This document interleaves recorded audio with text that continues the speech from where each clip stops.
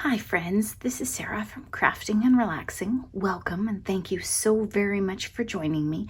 This is updates that I do every weekend. It's crafty updates, what's going on in my craft room and maybe outside of my craft room. Today we have quite a bit of mixed media stuff, so I'll try and group that together. We have some happy mail. Then I want to talk about some supplies that I have and what I think of them.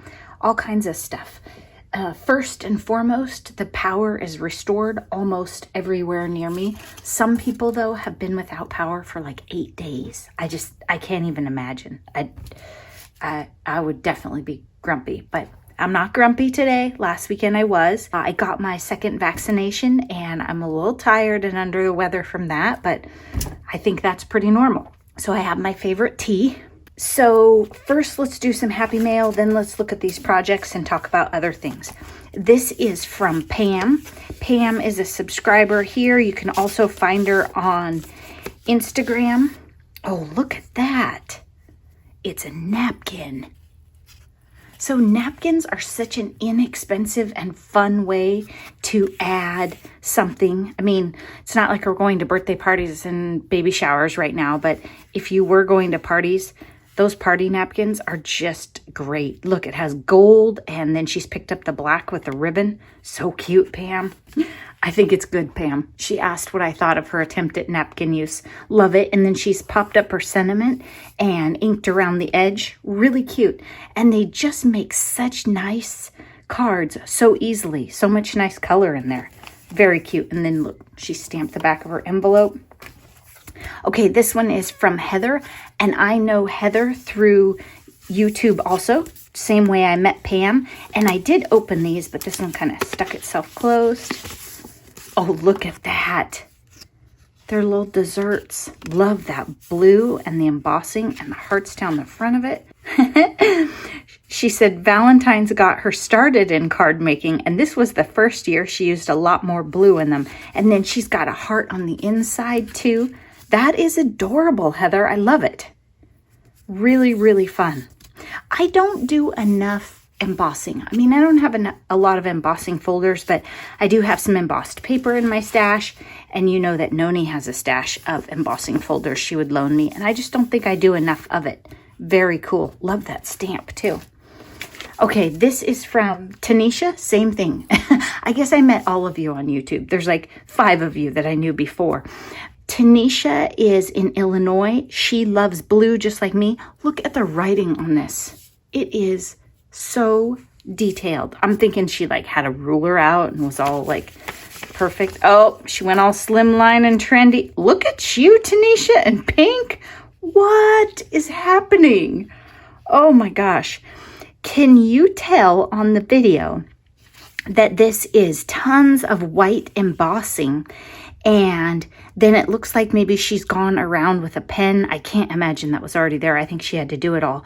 And outlined every one of these shapes. And then she's got just these adorable sprays of plants here. Really cute. Wow. Tanisha and I are loving pink, but you know that this is because it's amazing. And it's kind of peachy. Wow. It is gorgeous, Tanisha. Oh, so she has some of those hearts in here for me, layered up. They're so cute. Oh, you have to see the inside. Look at that. It says, this card is full of hugs, and it has stitching. And Tanisha is quite the seamstress, so I bet she did that. Oh my gosh. She made me a card that pushes her a bit outside of her comfort zone. Yeah, it does. I love it. I absolutely love it, Tanisha. And I don't usually show the inside of cards, but it was just so cute I had to. That's a really neat idea to stitch, but she stitches pretty meticulously. I kind of stitch wherever the machine wants to go. I just love it. Thank you so much for thinking of me with these Valentines, ladies. I appreciate it. I really didn't do many Valentines this year. I did a lot last year. You never know what I'm going to do. Let's talk about some mixed media stuff. I have been doing for like, I don't know, 2 weeks now, and I'm still not done. Southern Gals Designs, that's Tiffany. She has a class called Soul Food. She has a couple different classes with soul in the name. This one is called Soul Food. and you create a tall, skinny journal with a cardboard cover. You know that when I take a class, I'm not following the rules totally, but this one is pretty close to what she showed. This one, the cover's a little different, and I learned why. She had the design done on paper and then attached to the cardboard. I recommend you follow her instructions because otherwise the cardboard bows a little, but I still love it. I just wanted to try it. So I think I'm not done with the class yet. I think I'll do a separate video quick about these. Keep in mind that I won't share a lot of details because when someone has a paid online class, it's not really appropriate for me to share too much of it. Like I won't share the prompts or the sections or anything. I'll just show you probably what I've made at the end. But I will share those in more detail. We just have too much to do today. Remember this little cutie from last week? This is the cover. Then I took the inside and I put a strip of, I still don't know what it is. It might be packing tape.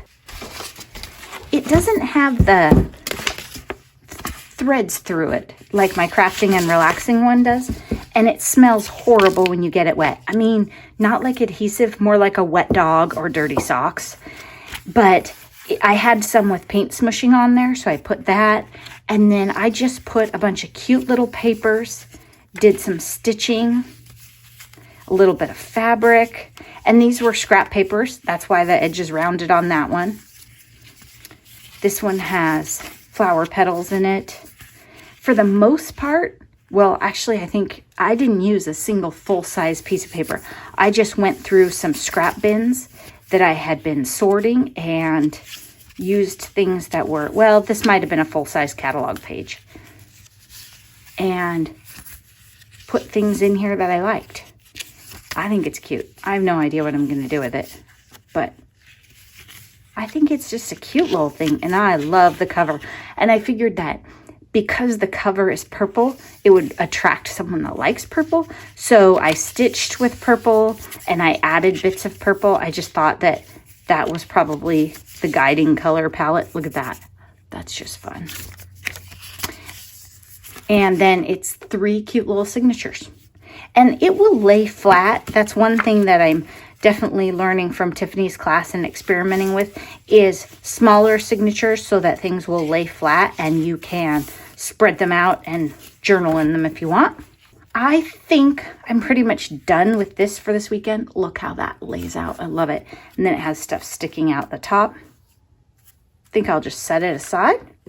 When I was getting ready to put my cover together on the first one of these, I was testing my adhesives because I wanted to know which one wouldn't show.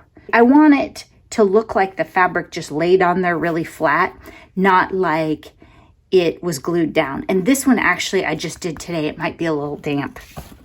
So I did some tests on this piece of paper, and I used art glitter glue, the fabric one. So the difference is normally has a pink bottle, and this one says fabric adhesive, and it has a green bottle. I used some Barely Art, some Ranger Multimedia Matte, and some Fabri-Tac, which is a little similar to 3-in-1, maybe. They're both made by Beacons, but not exactly the same. So the art glitter glue, I did this last week. This is still tacky, and maybe I have just way too much in here, but it's not dried hard, and I don't love it. Now, it did say it was meant to be flexible, but there's no reason that should still be damp. The Barely, there's a spot right here where I can see it a little bit. The Ranger Multimedia Matte, you really can't see. There's maybe a faint spot right there, but I think it's more of a lump of glue than changing the color. And then the Fabri-Tac has a slight discoloration right there. I was really impressed with the multimedium. I don't know, as card makers, if you use fabric very often or you're concerned, but you could use this to put on ribbons and things like that. You know, Pam had a ribbon on her card. Oh, so a ribbon like this is pretty forgiving to glue down, but some of those more smooth ribbons aren't. You might get trouble. I don't know. I don't know if I would recommend this for that just because it's difficult to apply, but I was interested in it. And then I was wondering on this art glitter, if we could take foiling, since it's still tacky, and would it stick to it? That's what I thought. So that's after a week. That's very strange to me. Now, remember, this is not a reflection at all of regular art glitter glue. This stuff dries crazy fast. I don't know why the fabric one is still tacky like that, but just another thing that we could use for foiling. So that was another idea I had. See, it's around the edge a little bit where I got it. Then let's talk a little bit about these Dina Wakley gloss sprays.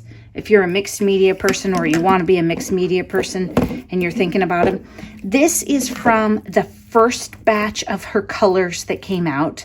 I did not purchase the second batch, and I gave some to my friend Andrea. So I don't have all the colors, but these should look familiar. I would not recommend these. If you're not someone who's doing mixed media all the time, I feel like the product is a little bit ahead of its time. These are super fun to play with. They do things that distress sprays or dilutions or other things don't do. They make this glossy, wonderful finish. You see that? There's nothing on this cardboard except for gloss media spray. I didn't gesso it, nothing. I just layered this stuff up until I went, yeah, that's enough. So it is cool. They will dry and then set themselves so that you can put other ones on top and the color stays pure. You can't do that with ink sprays. But I don't use them often enough. I'm not, what's the word I'm looking for? Responsible enough to clean the tips the way I should before I put them away, as you can see. So I have a hard time with the sprayers. So what I pretty much have to do every time when I go to use one is I go to use it, it won't spray. I have to pull the top off, take the sprayer, wash it in hot water or soak it for a while, then put it all back together and then use it. Well, then I want to use a different color and I haven't prepped that color. You can tell where this train is going, right? I like them, but they're not something that I think that someone who's new at mixed media should run out and buy, because I think you're going to have some frustration. If you're going to play with them until they're gone, or you're going to use them like every weekend until they're gone, I think you'd be okay.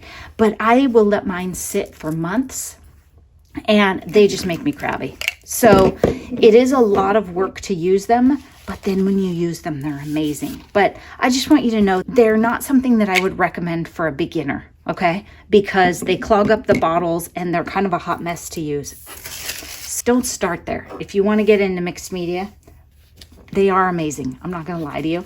The other idea might be to, if you have a local crafty friend, buy a set together and share them, because then they will get used more often. And I mean, unless you're my friend Andrea, it takes a long time to use up one of these bottles. I haven't emptied a color, not even night. That just gives you an idea. There's something that you definitely need to use. Oh, look what showed up. My Lawn Fawn metal adapter plate for die cutting. It came, look where it's made, on Amazon. I couldn't quite tell where this one was made, but I gambled on Lawn Fawn and they came through for me. So we're going to talk about these later. If you didn't see the video that came out midweek that's called Finishing Touches on, I don't know, journals and albums or something like that. It has a name that if you're a card maker, you might not be interested in it. You need to go watch that, okay? Be sure you don't miss that video. We did lose a tree in the middle of our backyard, so I'll probably insert what it looked like and then what it looks like now. It looks a little bit rough because that tree was so big, we didn't worry about how the fence looked behind it or any of that because it didn't show. So now we might have to think about that. Oh, I have one more Valentine buried in here somewhere. Okay, this one didn't come to my P.O. box. It came to my house. This is from one of my longtime friends that lives in Colorado, and her and her daughter are using all of this COVID time and craziness to do crafts together and enjoy it. I hope you're doing that with your family if you have kids at home. Be Mine and little folded hearts, and then the whole thing's just drawn in with a pen. I mean, they don't have nearly the ridiculous supplies that you and I have in our rooms. So I just wanted you to see that one. I thought that was cute. If you want to be a crafter and a card maker, you do not have to go crazy. You have stuff in your house for sure. As far as my collabs, Smash That Small Paper Pad, Smash Our Stash. I'm not ready. I have not started Smash That Small Paper Pad, and I think it's 5 days away.